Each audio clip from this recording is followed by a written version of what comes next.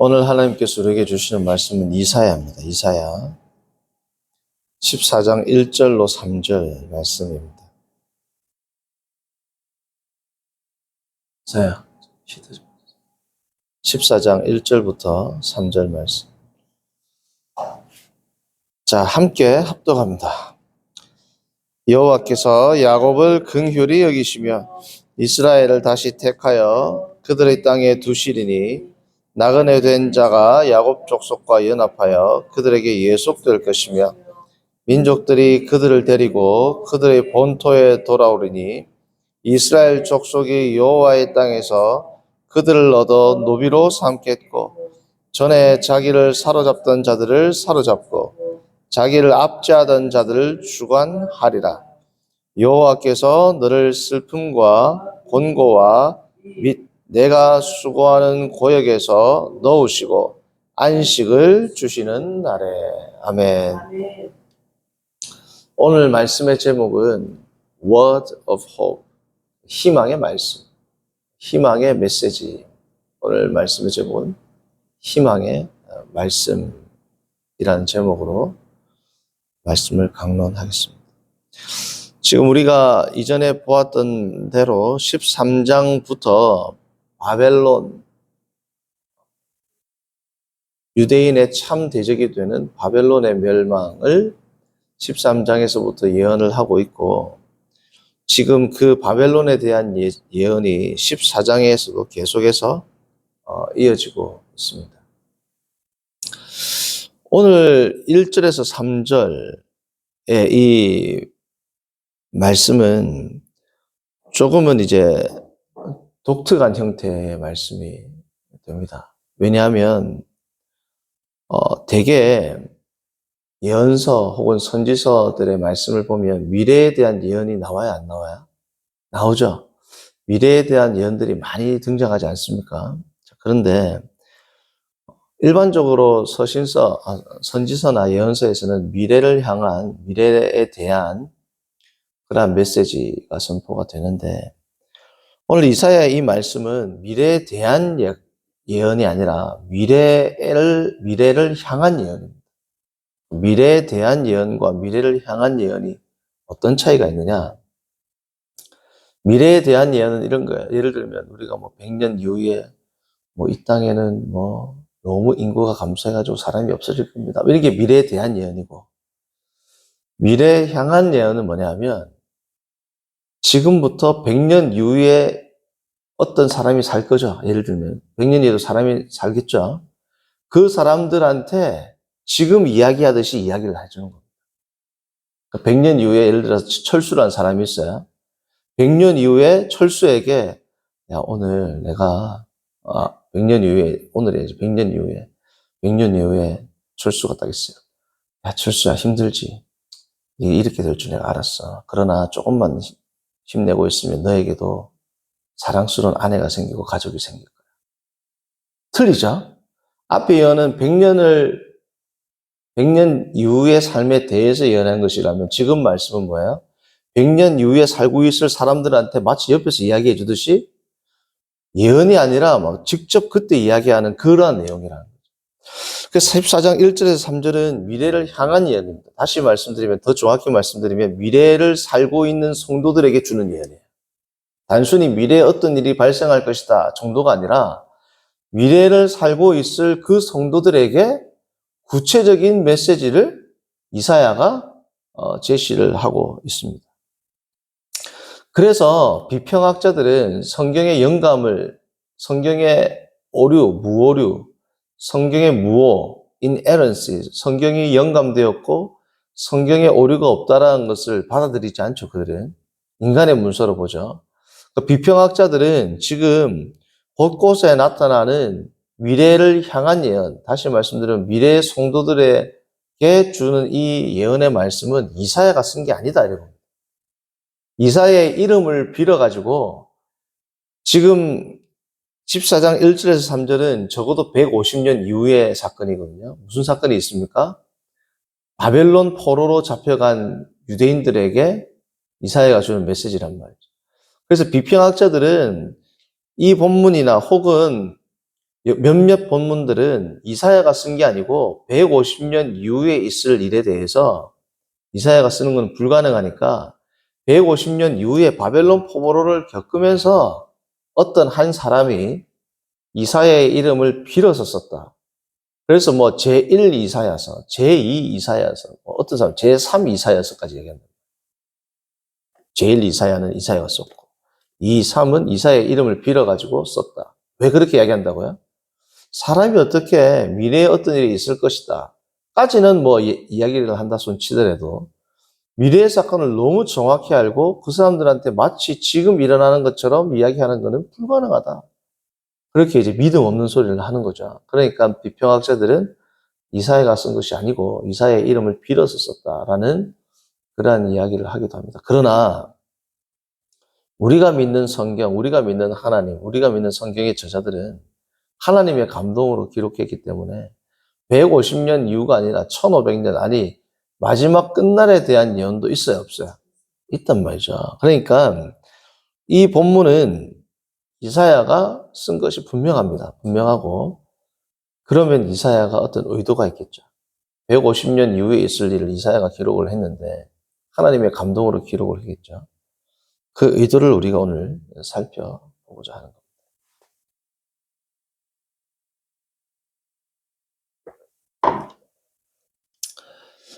이사야 14장 1절부터 27절까지는 사실은 크게 세 부분으로 나뉘는데 오늘 1절에서 3절까지가 첫 번째 부분에 해당하는 내용입니다. 이 바벨론을 멸망하는 13장부터 연결되는 쭉 이어오는 내용 가운데 14장 1절에서 3절은 무슨 내용이 되느냐.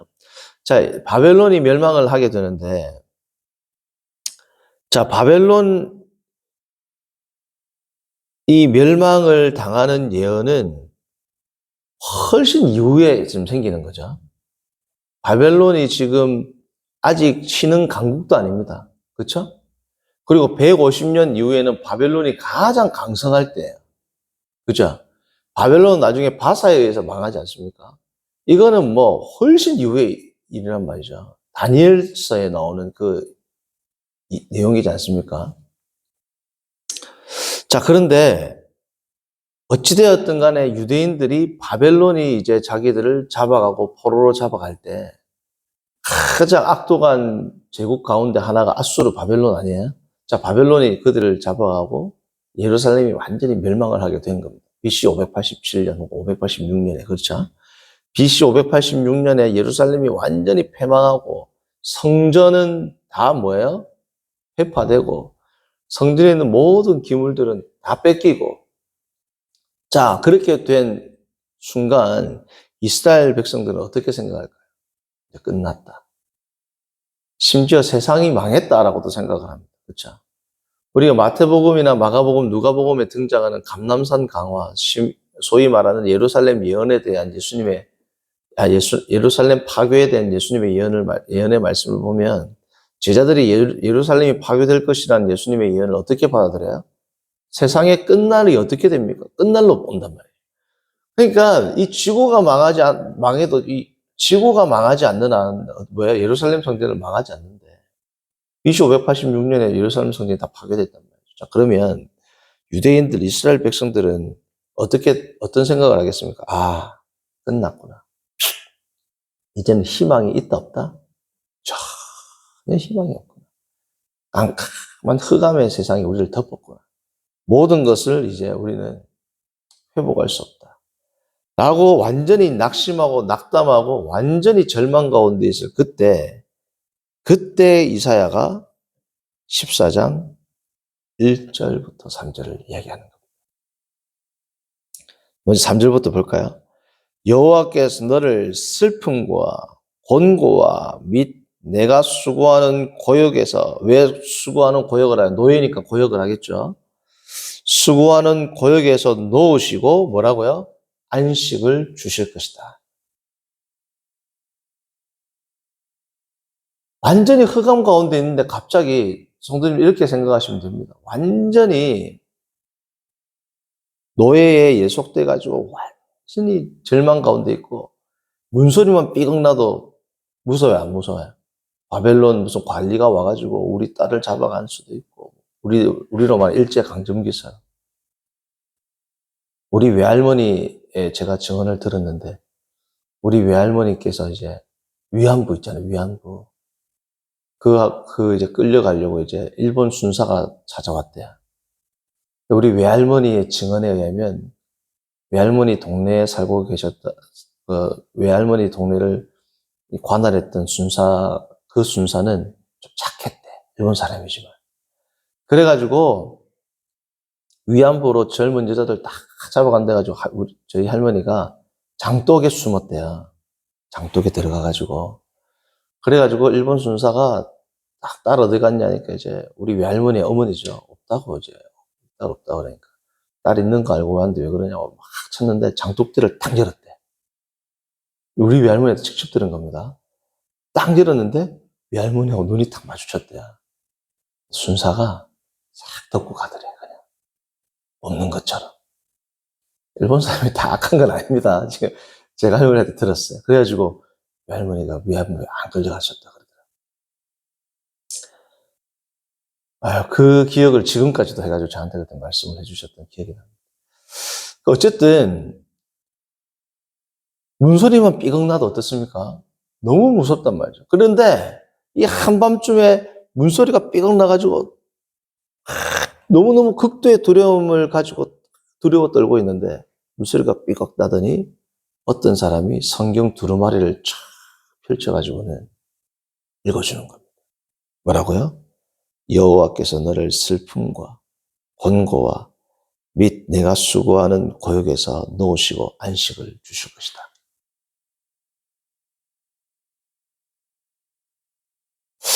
이거는 희망이다, 소망이다라는 말로도 표현할 수 없는 엄청난 이 벅찬 감격이 있을 거예요. 근데 이 말씀을 읽는데 이게 언제 기록됐다?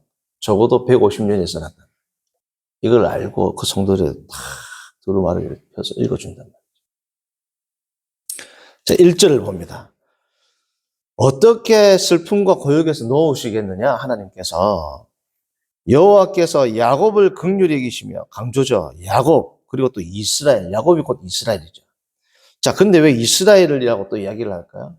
네가 하나님과 끝까지 겨루었기 때문에 네가 사람들에게 결국 어떻게 한다? 승리할 것이다. 그게 이스라엘 뜻입니다. 네가 하나님과 더불어 겨루었기 때문에, 끝까지 붙들었기 때문에 네가 승리할 것이다. 누구에게? 사람들에게. 그 말씀, 이스라엘의 오원을 설명하는 겁니다. 여호와께서 야곱을 긍휼히 여기시며 이스라엘을 다시 택하여, 처음 언제 택했어요? 포로 가운데 있을 어디에? 애굽에 있을 때 처음 택했죠. 바벨론 포로로 잡혀간 이때 다시 어떻게? choose again. 다시 택하신다. 다시 택하여 그들의 뭐라고요? 땅에 두시리. 그들의 땅 가나안에 두셨죠. 출애굽해서. 제2의 출애굽과 같은 일을 내가 너희 가운데 그 위대한 일을 행하겠다. 그들의 땅에 두시리니, 자, 나그네 된 자가 야곱 족속과 연합하여 그들에게 예속될 것입니다. 나그네 된 자가 야곱 족속과 연합하여 그들에게 예속될 것이다. 이게 무슨 뜻이냐? 2절에 상세히 설명합니다. 나그네 된 자가 야곱 족속과 연합하여 그들과 예속된다. 이게 무슨 뜻인지 언뜻 이해가 안 될 수 있죠. 그 말씀을 2절에 상수라고 했습니다. 자, 2절에 뭐라고 말씀하시느냐? 민족들이 그들을 데리고 그들의 뭐라고요? 본토, 팔레스타인 땅이, 이때는 팔레스타인 말이 없죠. 어쨌든 지금 우리가 알고 있는 이스라엘 그 땅, 남유다의 땅, 그들의 본토에 돌아오리니 이스라엘 족속이 여호와의 땅에서, 다시 말하면 그 가나안 땅에서, 약속의 땅에서 그들을 얻어 노비로 삼겠고, 전에 자기를 사로잡던 자들을 사로잡고 자기를 압자던 자들을 주관하리라. 자, 2절의 내용이 뭐예요? 그들이 이제 종이 아니라 오히려 그들을 종으로 부리던 자를 어떻게 한다? 종으로 부릴 것이다. 그게 아까 말했던 1절 하반절입니다. 나그네 된 자가 야곱 족속과 연합하여 그들에게 예속, 그들의 밑에 들어갈 것이다. 그 말이 뭐냐면, 자, 지금은 누가 나그네예요? 이스라엘 백성들이, 유대 백성들이 바벨론에서 나그네처럼 살죠. 바뀐다는 겁니다. 나그네들이 될 거란 말이에요. 그들이. 지금 바벨론 땅에서 이스라엘 백성들이 나그네로 사는데 그때가 되면 아니요. 너희들의 땅에 나그네들이 생길 것이다. 그들이 너희들에게 어떻게 들어와가지고 너희들에게 예속될 것, 포함될 것이다. 이게 나중에 결국은 150년 이후에 이 말씀이죠. 결국은 지금에 대한 지금 사건입니다. 모든 열방에 있는 백성들이 이스라엘의 뿌리, 이스라엘에게 원 가진 이스라엘 하나님의 백성으로 다 들어왔죠. 물론 지금 우리 교회가 이스라엘이라는 뜻을 이야기하는 게 아닙니다. 저는 교회가 이스라엘이다 이 말씀을 드리는 게 아니라 하나님의 백성, 원뿌리는 이스라엘 백성이었잖아요, 원래. 근데 그 하나님의 백성으로 온 열방들이 들어오게 되는 사건, 오늘날 교회까지도 이 말씀이 적용이 됩니다. 그런데 1차적으로 뭐라고요? 종과 주인의 관계가 어떻게 된다? 바뀐다.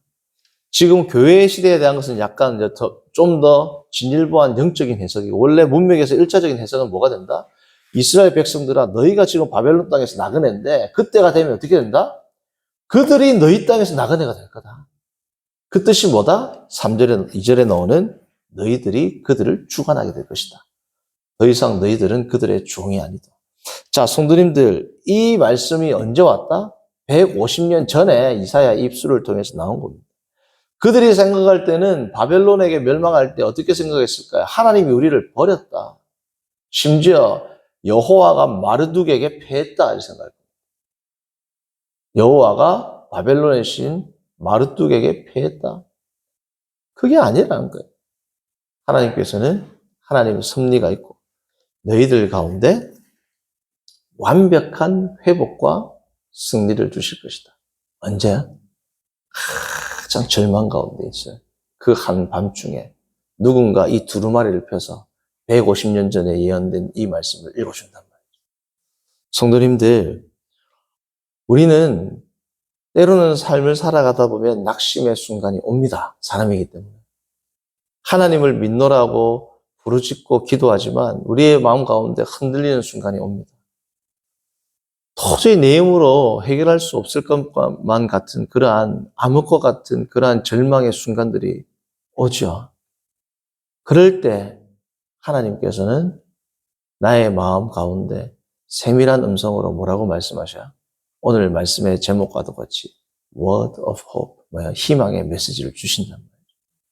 우리가 희망과 소망을 잃지 말아야 하는 이유는 하나님께서는 우리의 모든 것들을 다 알고 계시고 그리고 우리의 모든 것들을 하나님의 손안에 있고 하나님께서 주관하시고 그래서 영어 찬양 이런 찬양이 있지 않습니까? 이 안희숙 여사님께서 번역한 찬양 뭐예요? I don't know about tomorrow. 내일 일은 모른단 말이죠. 왜 몰라요? 하나님이 다 주관하시기 때문에. 성도님들 마태복음에 나오는 산상수훈에 예수님이 뭐라고 하십니까? 내일 일은 너희가 염려해라. 이게 아니고 뭐야? 내일 일은 내일이 염려한다. 내일이 너희와 아무 상관없다 이 뜻입니다. 너희가 염려할 게 아니다. 내일은 사람도 아니죠. 근데 주가 내일입니다. 내일 일은 내일이 염려할 거다. 그 말은 무슨 뜻이야? 염려와 너희는 상관이 있다 없다? 전혀 상관이 없다. 내일과 너희도 상관이 있다 없다? 마치 타자와 같이 내일 일은 자 우리 집안 일은 다른 사람이 신경 써요? 제가 신경을 써요? 제가 신경을 쓰죠. 마치 그런 것 같다는 거예요. 내일 일은 내일이라는 집안 살림의 일은 내일이 신경 쓸 거다. 너희는 하나님의 백성이니까 뭐예요? 내일 일은 내일이 염려할 것이요. 한날 괴로움은 그날로 족하다. 왜요? 일용할 양식, 그날의 삶에 주는 하나님의 분깃 가운데 고난이 있으면 그건 당하는 겁니다. 그러나 하나님께서는 우리를 침륜에 빠뜨리고 우리를 재앙에 두는 것이 아니라 예레미야 말씀처럼 하나님께서 너희를 향한 생각은 뭐예요? 재앙이 아니고 소망이요. 장래에 재앙이 아니라 평안이요. 장래에 너희에게 희망을, 소망을 주려 하시는 게 하나님의 뜻이다. 이 말씀 우리가 늘 가슴에 새기고 힘들고 때로는 어렵고 때로는 흔들리는 상황 가운데서도 주의 말씀 붙들고 살아가는 복된 성도님들 되기를 바랍니다. 선하신 하나님 아버지, 오늘 이사야 14장 1절에서 3절의 말씀을 통하여 희망의 메시지, 소망의 말씀을 우리가 다시금 생각하게 하시면 감사합니다. 성도님들 가운데 어렵고 힘들고 절망 가운데 있는 분들 계시다면 주께서 위로하여 주시고 주님의 손 붙들고 오늘도 기쁨과 감사와 희망으로 하루를 살아가는 복된 인생들 되도록 인도하여 주옵소서. 예수님의 이름으로 기도합니다. 아멘. 하늘에 계신 우리 아버지여, 이름이